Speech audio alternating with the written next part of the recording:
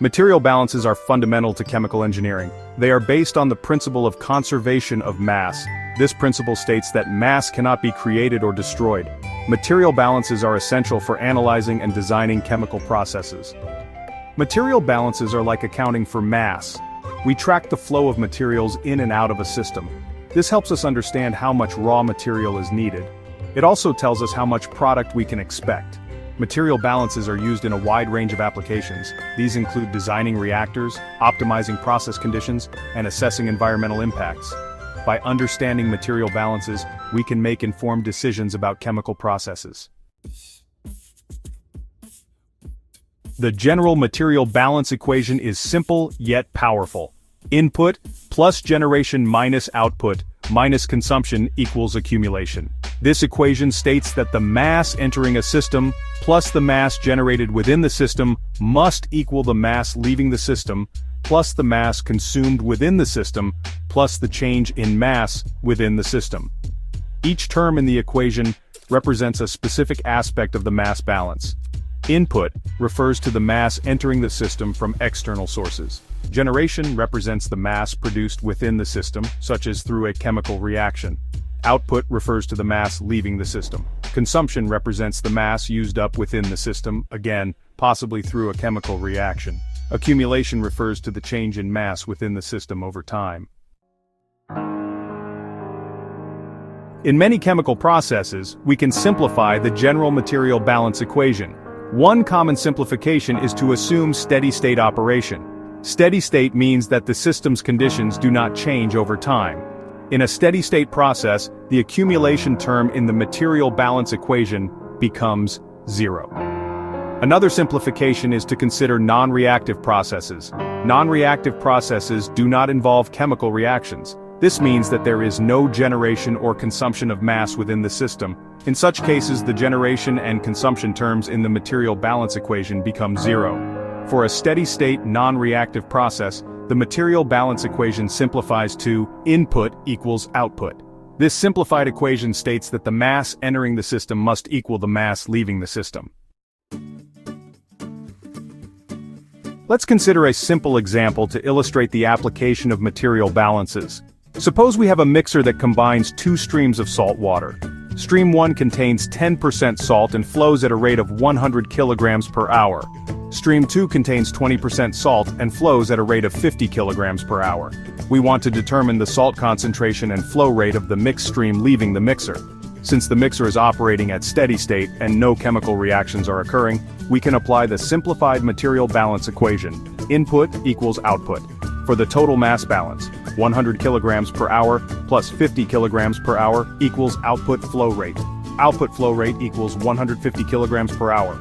For the salt balance, 0.1 times 100 kilograms per hour plus 0.2 times 50 kilograms per hour equals salt concentration times 150 kilograms per hour. Salt concentration equals 0.133 or 13.3%. Therefore, the mixed stream leaving the mixer has a flow rate of 150 kilograms per hour and a salt concentration of 13.3%. Section 5. Example: separation of salt and water. Let's look at another example, this time involving a separation process. Suppose we have a stream of salt water containing 10% salt that is fed to an evaporator. The evaporator boils off some of the water, producing a concentrated salt solution containing 20% salt. The water vapor is condensed and collected separately. We want to determine the flow rates of the concentrated salt solution and the condensed water vapor. Again, we can apply the simplified material balance equation: input equals output. Let F be the feed flow rate, 100 kilograms per hour, L be the flow rate of the concentrated salt solution, and V be the flow rate of the condensed water vapor. For the total mass balance, F equals L plus V. 100 kilograms per hour equals L plus V. For the salt balance, 0.1 times 100 kilograms per hour equals 0.2 times L. L equals 50 kilograms per hour. Substituting L back into the total mass balance, 100 kilograms per hour equals 50 kilograms per hour plus V. V equals 50 kilograms per hour. Therefore, the flow rate of the concentrated salt solution is 50 kilograms per hour, and the flow rate of the condensed water vapor is 50 kilograms per hour. Section 6. Degree of freedom analysis for overall systems. Degree of freedom analysis is a useful tool for determining whether we have enough information to solve a material balance problem. The degrees of freedom represent the number of unknown variables that we can independently specify.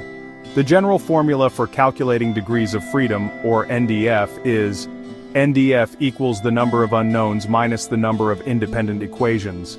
Unknowns represents the number of unknown variables in the system, such as flow rates and compositions. Non-dependent equations represents the number of independent material balance equations that we can write for the system. For a system to be solvable, the degrees of freedom must be 0 or positive. Section 7. Degree of freedom analysis for subsystems. In some cases, it may be helpful to divide a complex system into smaller subsystems and perform degree of freedom analysis on each subsystem. This can help to identify which parts of the system are well defined and which parts require additional information. When performing degree of freedom analysis on subsystems, it is important to consider the connections between the subsystems. The output of one subsystem may become the input to another subsystem. Therefore, the number of independent equations and unknowns must be carefully accounted for. Section 8. Additional examples of material balance calculations.